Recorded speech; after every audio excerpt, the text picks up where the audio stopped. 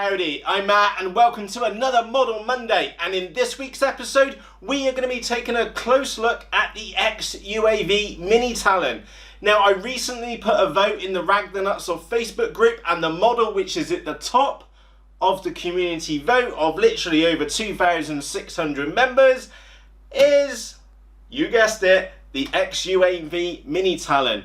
Now, let's be here brutally honest about the Mini Talon, which is that it's not the prettiest model in the bunch. If we take a quick look at it, let me pick her up so you can have a nose.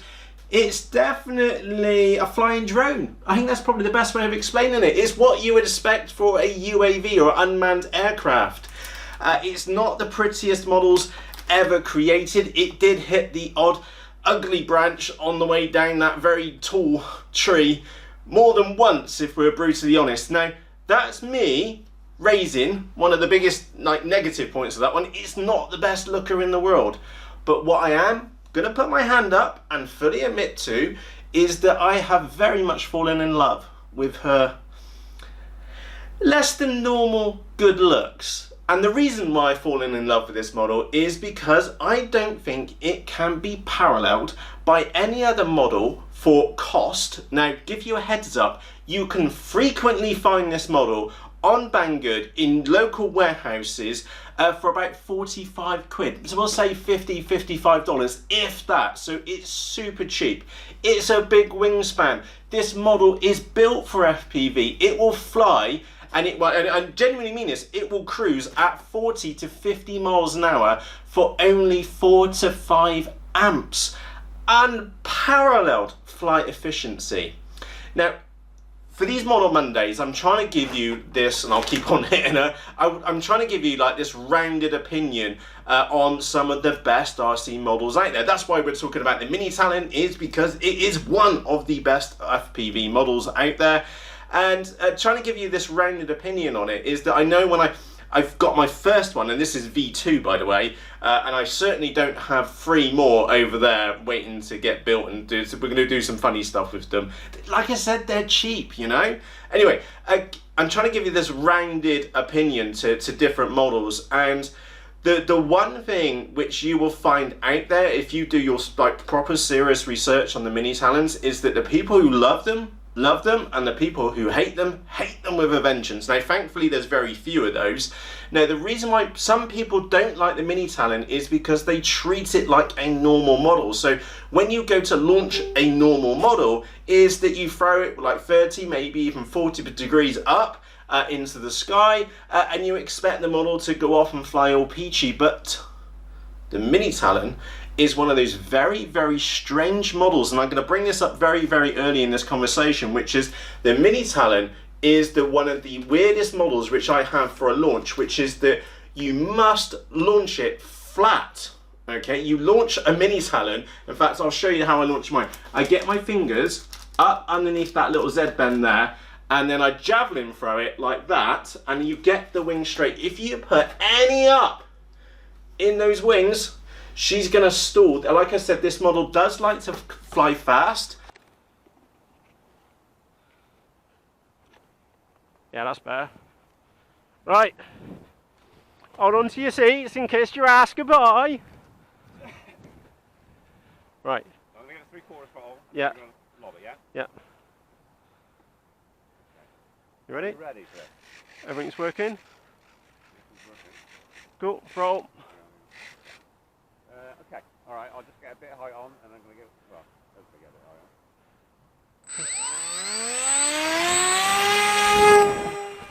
on. That was a fucking good lob. Brilliant. So it's really well suited to FPV. Its ideal flight envelope really is in that 40 to 50 mile an hour range. So if you think about that, when you go to launch it, you need full power on the back and a really hard, flat throw. One other thing which people get caught up on this model with, and again, I'm going to turn this around, I'm going to zoom in, and I'll show you, because it's the one thing which you can really, besides the launch, which you can really get wrong, is that, there we go, can you see that hole just there, which is what's holding the wing spar on, is on the leading edge, there's a little seam all the way along there. that is where you put your CG, okay? Anywhere on that spar line there, ideally on this first ledge. There's the front of the model down there, and that's where I run mine. I have never, ever had an issue with the center of gravity on this model when I've been running the model correctly on that CG mark. Now, there's a little bit of a horror story, is that Matty, this, like I said, this is V2, on my original Sky Hunter, I managed to kill that one eventually. Let's not even go there. But this one, on its maiden, I made a mistake. I didn't check its CG. It was tail heavy, and the one thing, again, if you've got access to a 3D printer, or you can maybe do it on 3D hubs, I'll put a link to this part in the video description, is that if I zoom in, can you see that black piece, that bumper on the front nose, just down here, okay? That plastic piece alone saved this model from being a write-off. It took the full impact into a solid stone. No shit there with a solid stone, but it went into a great big stone, and that's the piece which saved it. So really, that's the one 3D printed part which I would definitely suggest for your Mini Talon. Now, of course, it's only a small part. It would be inexpensive, or again, if you've got your own 3D printer, it would be peanuts for you to print. Taking a walk around this model. Now, I've done a separate video on the triangle, how I've been separated and why I've been separated out the parts the way I have done. I'm not going to go into the reasons why. I'll put links to the video in the top right hand corner for you on that. But just be aware, I've got the FPV camera and the HD camera on a pan and tilt system on its nose. I have the GPS just behind there. I have the video transmitter on a left wing because I'm right-handed and I always launch with my right hand.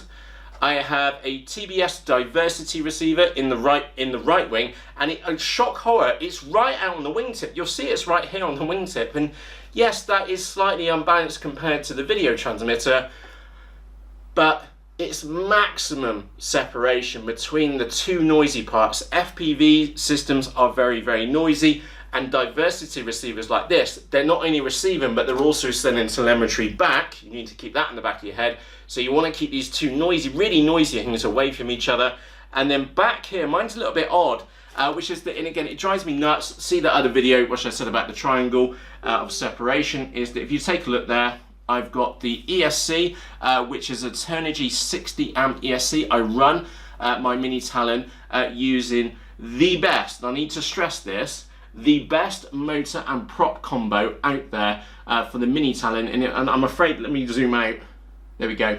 What I am going to say is that if you choose anything less than this, then you are going to compromise your Mini Talon, and I genuinely mean that, because this motor and prop combo is one of the best motor and prop combos I have ever come across, which is the Sunny Sky X2216 1250 kV.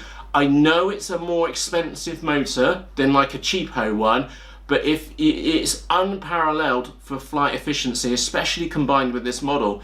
So we're on 4S, you run it with a minimum of a 40 amp ESC, and the same for 3S as well, with an 8x6 propeller. So I run mine with a 4S and an 8x6 propeller.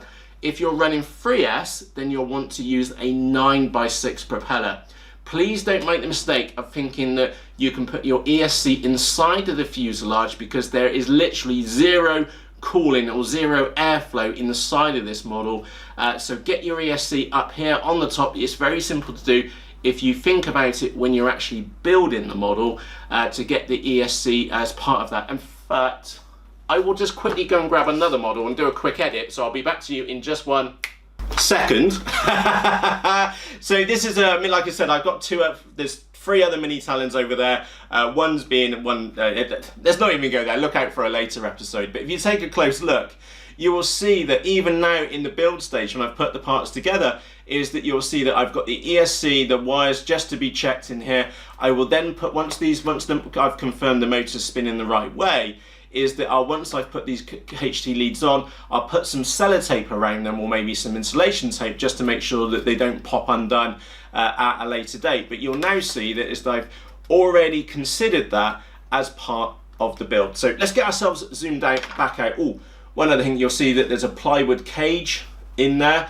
and down to the nose section as well. So I'll be back to you in just a moment. So the Mini Talon, a motor and ESC combo. I genuinely do mean this when I say that you are going to be making a compromise when it comes to your Mini Talon, because anything less than that motor and prop combo, in my humble opinion, is a compromise. That is the best motor and prop combo. If you consider that this model, like I said, will cruise anywhere between 40 and 50 miles an hour for 4 to 5 amps. If you consider that typically you will be using one of the big green multi-star, again I put a photo down here in the corner, to the multi-star 4S packs. They're only 10C, 5200 milliamperes with a motor which runs for 5 amps. You're talking 45 minutes in the sky if you really do manage that throttle. And yeah, it's absolutely corking motor and prop combo, again combined with a 4S battery in the nose. There is in the kit, as part of the kit, you saw like that plywood bay which is in here in the middle section. So I'll open mine up, and again let's go and zoom in. There's one or two oddities on my model which I'll share with you. So if you take a look in there, again, it's a bit of a wiring mess, I fully admit that. You will see that in my case I've got the EagleTree Vector in here. Of course you could use, if you easily fit a Pixel in there, of course you could also run iNav as well, or another flight controller. I've got the noisy electronics at the back, like say we've got the ESC, we've got the power lines, and there's a separate back in there as well. Down here, which is just there, I do have a FPV switcher so that I can flick between two cameras. So not only do I have the Runcam Owl Plus on the nose, you may have noticed that I have another Runcam Owl Plus here, which gives me a very unique view backwards. Now, I think somewhere I've got some DVR footage of some rear view camera action, and if I can find that, I will include that as an insert in this video as well, but I don't know if I've got that available. So yeah, coming back to in here, EagleTree Vector in the middle, battery goes down here in the nose. Now my battery is about here, I'll put the pencil mark about there. That's where it lines up on my model. Again, do consider I do fly mine with, I've got a 3D printed pan and tilt system on the front, and I also put a Runcam HD2 model, camera on the top as well, and that of course gives me pan, left and right, and tilt up and down, which is absolutely fantastic on this model. I have seen 3D printed noses, so I'm just going to put that on the camera so you can see the pan and tilt. Now there are 3D printed noses which are available from Mark QL. I think that's pronounced his name right. Mark, if you're watching this, I do apologise if I've just murdered your name. To be honest, I've not been that taken with them. I've printed a couple out here, and I can understand why people like them. But for me, you'll notice that you do get this plywood bit on the front. And all I've done, I've taken some old Texumo, that's a Texumo wing there, and then just shaped it around, carved it up with like a sharp razor blade, and then just covered it in a bit of goop glue or E6000 glue, and then sprayed it black. And you've got to admit, it does look the part, and it's also extra aerodynamic as well. So yeah, talking of 3D printed parts, I do have one little scoop on the top. Like I said, I'll put all parts and my entire setup down in the video description for you. Right, that's a lot of chit chat about the Mini Talon. I think I've been and covered all the basics here. I'm not using any special servos for this one. This model, shock horror, if I put that up, the servos which I'm using are the Banggood, which the Tower Pro MG90S servos, the metal geared ones, the cheaper than the cheap plastic geared ones from Hobby King. They do work exceptionally well. They've been in this model for a couple of months now. The servos which I had in the original Mini Talon, or actually in the original Mini Talon because I actually gave it to Craig a while ago. Yeah, absolutely corking model. Super stable in the sky.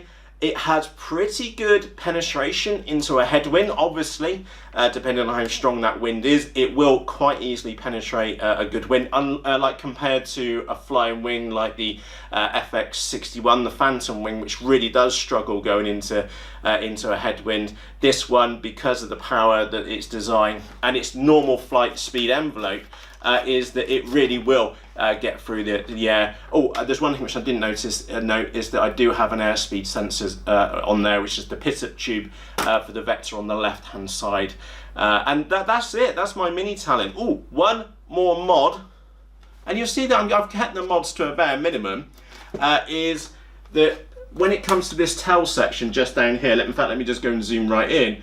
There's plenty of options out there. In fact, you get this stupid piece of bit of wood which you're supposed to stick in the tail. It's rubbish, don't do it, okay? Instead, get yourself a bit of carbon fibre strip and then just use some glass fibre tape to hold it down there. And I did that on, I don't know, 50 plus flights on my version 1 model, and goodness knows how many on with this model, and I've never had an issue with this tail section. So yeah, has worked out really, really well, and all I've done is just tape on a piece of carbon fibre strip, and that has worked out fantastically well. And those of you which know the flying site which we've got is that we do land it in rough ground, to say the least, and it has really worked out very, very well. There's an oddity on this model. It is a V-tail, so it's got the V-tail at the back of the model. That may be a little bit weird to you, but once you work out that up is both the surfaces is coming up and down's both going down, just like what we've used to before. And a rudder is exactly the same as normal, having just one fin at the top. Just think about where the surface goes when you want to go right or you want to go left. Really, really straightforward. Besides that, I can't say much more about the Mini Talon. I just think it's perhaps one of the best 45 quids which you can spend on a model. It's absolutely brilliant. Like I said, that there are some haters out there of the Mini Talon. That's genuinely because they've potentially screwed up on the centre of gravity. Again, not running it far forwards enough. Again, I think from history, from my own research, is that the CG was misprinted in the first couple of batches of the Mini Talon. Of course, it's been updated since, and everybody now knows to run it on that first seam. And the other thing which catches people out is that they don't throw the model straight. Remember, you need to be throwing this model, if I bring it round here, it needs to be thrown flat, even almost with a little bit of down in there. The reason being, you need as much air as possible to come up underneath the wings of the model itself to get that airspeed up. Remember, this model does like to fly fast, and it's your job on that launch, full knacker, really hard, flat, level flow, and if you do that, she will never bite you. And of course, if you're running a flight controller and you've got your model all trimmed in, then you're going to hit stabilize mode anyway, and then launch it. And of course, in my case, the Vector is going to take over and take control of that and keep the model nice and steady for me. So yeah, there we go, the XUAV Mini Talon. Absolutely brilliant model. You will understand now why it's in the top of the vote over in the Faceballs group. It's cheap, it flies fast, it's robust. One thing which I didn't mention, there's two things which I didn't mention. Laminating it is a bit of a pig. The wings are really easy. This fuselage with such an odd bottom on the model, yeah, it's quite a tricky. It's not a simple, I wouldn't suggest this as being your first model to laminate, put it that way. It is a bit tricky, but don't worry. Remember, if you snapped your fuselage in half or just turned it into complete foam snow, you can get separate parts available. There are separate parts of this model available, or heck, you could buy another kit for another 45 quid or something like that, and you're not gonna cry about it, to be brutally honest. It's so cheap. There was one other thing which I need to mention, is the weakest part of this model is this stupid lid. It is the most poorly conceived things ever created. It can be simply averted, it's snapping in half. Now, I've seen people, and I'm not going to mention his name, I saw one very recently. In fact, so let me go and zoom in. Okay, the way which the kit comes to you is that you're supposed to put a piece of wood on the front here and a piece of wood back here, and you're supposed to put screws in it. What a stupid idea. So instead, on your model, don't do that because it's just crazy. Instead, make yourself a tape hinge here on the front so that this lifts up and down. And even if you were in mid-flight and this popped up, okay, is that the wind will blow it back down again. In fact, those of you which have seen the bi wing, yes, I did get another pair of wings and stick them on the bottom of a Mini Talon, again at 40 quid or so. I think I picked it up when they were on sale for 40 quid or even less actually. And I did have another wing underneath here, and I was flying it line of sight. I'll put a link in the top right hand corner to that video. is that even when I was absolutely thrashing that model and this lid did come up, the amount of air coming over the top just pushed the lid back down again. And again, remember, the battery's in the front of the model, so that's not going anywhere anyway. And then of course none of your electrics should come out because you've cable tied or stuck it to the sides anyway. So getting back to my point, the lid is utter crap. It's not the best design. That's perhaps the weakest part about this model as an overall one. The way to get around that is to put some carbon fiber strips on top of the seams. If I turn this around, you'll see what I'm talking about. So let me just get this down on the desk and take a look at the inside of the lid. You have, let's get ourselves zoomed in. There we go. You will see that we have one like trench here for the main spar, and then you also have another trench up here for another spar. On the top is that you put just strips of carbon fiber on top of those joints, and of course then when you're opening and closing the actual top of the model, it's not going to bend because you've got carbon fiber strips in there. So yeah, happy days. Yeah, I cannot sing its praises anymore. It's the XUAV Mini Talon. It's an extremely popular, extremely cheap and fun aircraft. Some people have never flown theirs line of sight, literally never flown theirs line of sight. And if you, like I said, I'll put a link in the top right hand corner, or look at the end of this video. Look out for some line of sight flying, because they're absolutely brilliant fun for line of sight flying. It's surprisingly aerobatic. I was quite surprised by how aerobatic they really were. So there's me singing the praises. Don't like the lid. You can get caught out with the centre of gravity. You can get caught out on the launch. It's not the most beautiful model in the sky. Let's be honest here. But like I said, this is my second one. I've got a couple of others which I'm going to be mucking around with very shortly. Look out for that. But I have grown to love my Mini Talon. It used to be the FX61, which had the most, I don't know, miles clocked up on it for just like flying around. But that has now been completely smashed. And I mean completely smashed by the XUAV Mini Talon, because you can have half an hour plus in the flight in the air with a 5200 4S pack and really get some ground covered and just really enjoy it. It's just a great model. Now there's me saying very positive things and a couple of negative things about this model.